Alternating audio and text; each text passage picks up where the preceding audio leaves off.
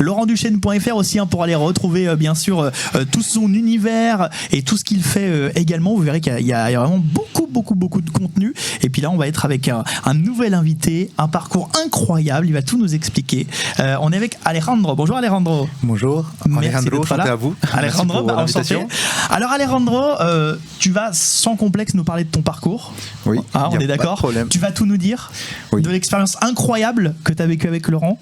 Oui, avec Laurent, oui. Là, les gens sont intéressés. Tout d'un coup, là, on a mis la dimension suspense. Il le vend fort, Lucas. T'as la pression, Alejandro. Attention. J'ai la pression, là. Bon, Alejandro, qui es-tu ? J'ai 30 ans, je m'appelle Alejandro. Ouais. Et du coup, j'ai découvert Laurent. Laurent. Et le coaching mental qui m'a permis de me valoriser parce que ça fait... avant, je faisais 120 kilos il y a 3 ans et j'ai pu perdre 35 kilos depuis. Ce qui est énorme. Bravo à toi déjà. Merci, parce que merci beaucoup. Ça déjà, mentalement, c'est compliqué physiquement aussi, j'imagine. Tu as dû faire beaucoup de concessions dans ta vie pour ça ? Oui, beaucoup, et je continue encore. Je dois perdre encore 10 kilos, donc le chemin il n'est pas fini. Bon, Laurent, c'est bon, t'as encore du boulot. Alors, en fait, si tu veux, Alejandro, il est suivi. Je salue aussi son coach, c'est son boulot perso, c'est son travail à lui. Ouais. Et c'est aussi son coach avec qui je travaille beaucoup, que beaucoup de gens connaissent aussi, qui s'appelle Pierre Manzo.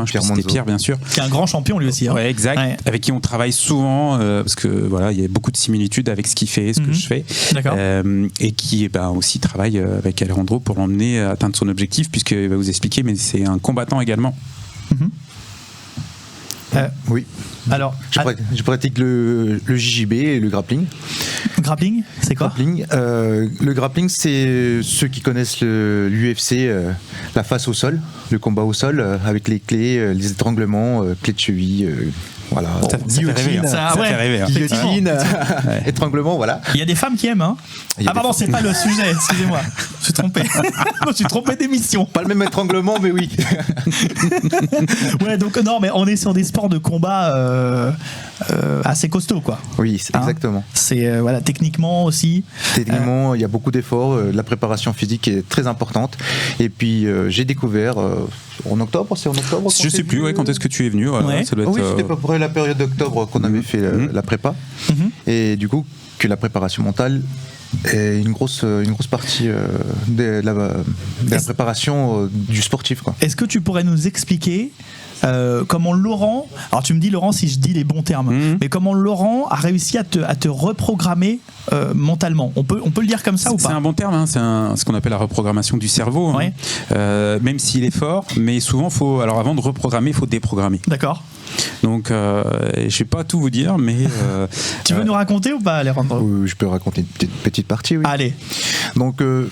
voilà, ça faisait 3 ans que je m'entraîne, et en fait il y a des moments où en fait on se rend pas compte, on se dit non, je sais pas, je m'entraîne tous les jours, je comprends pas, j'arrive pas à me donner à fond en fait. On fait une compétition, et ce que Laurent a fait sur moi, c'est que en gros il m'a parlé. Il m'a fait me rendre compte en fait de la valeur que j'avais en fait, de tous ces efforts que je faisais qui n'étaient pas en vain en fait, que tout le monde n'est pas capable de le faire, et en fait on se valorise en fait. Donc Laurent, t'as donné de la confiance à Alejandro ? Alors oui, c'est plein de choses, c'est aller chercher son énergie, c'est aller chercher un focus, sa concentration. Et puis on a travaillé aussi sur un gros point qui n'était pas simple à travailler, puisque moi souvent il faut que je trouve le vecteur, tu vois, ce qui va vraiment la clé. Et on a travaillé avec Alejandro sur son identité, sur la puissance de son identité, quoi. Donc on va dire qu'on l'a réaligné. J'aime bien ce mot d'aligner. Tu vois, les gens souvent ils sont pas alignés, des fois avec leur projet, des fois avec eux-mêmes.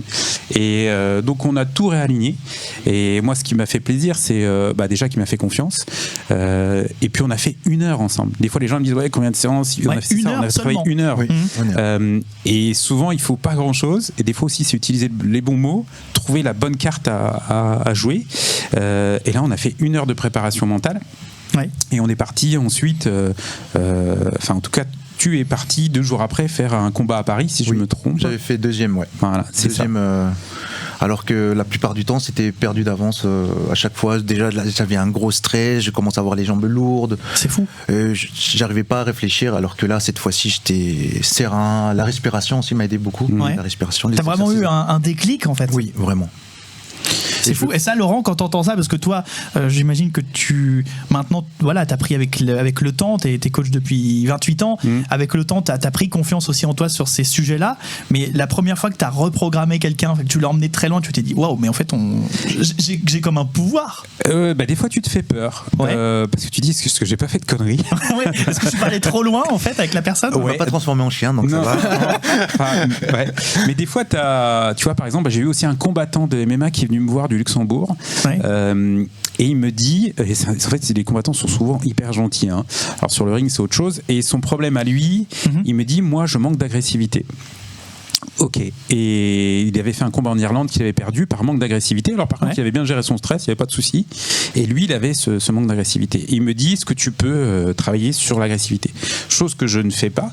Mais là, c'est un pro et lui, il va jouer il joue presque sa vie sur le ring.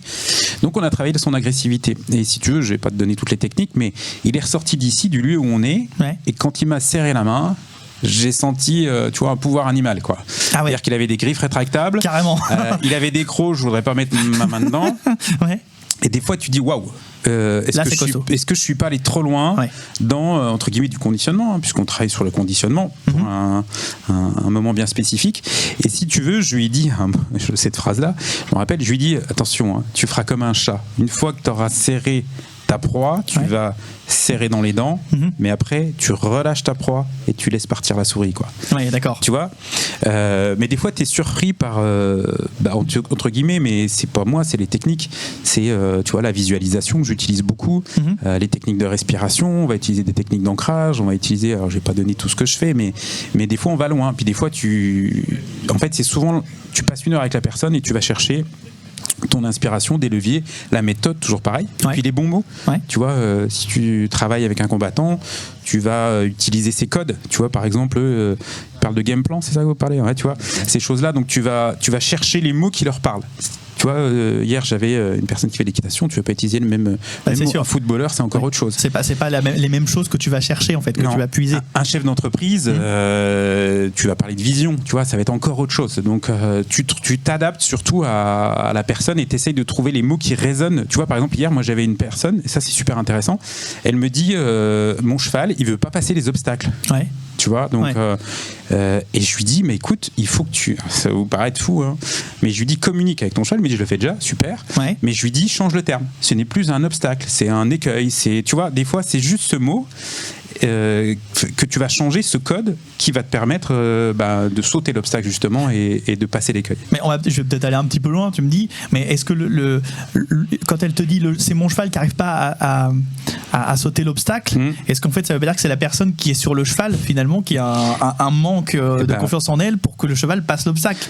On est deux quand on est sur un cheval. Je vais te prendre comme coach aussi parce que c'est exactement ce que je lui dis. C'est en fait qu'elle était super stressée et en fait c'est elle qui n'avait pas confiance en elle. L'animal le ressentait.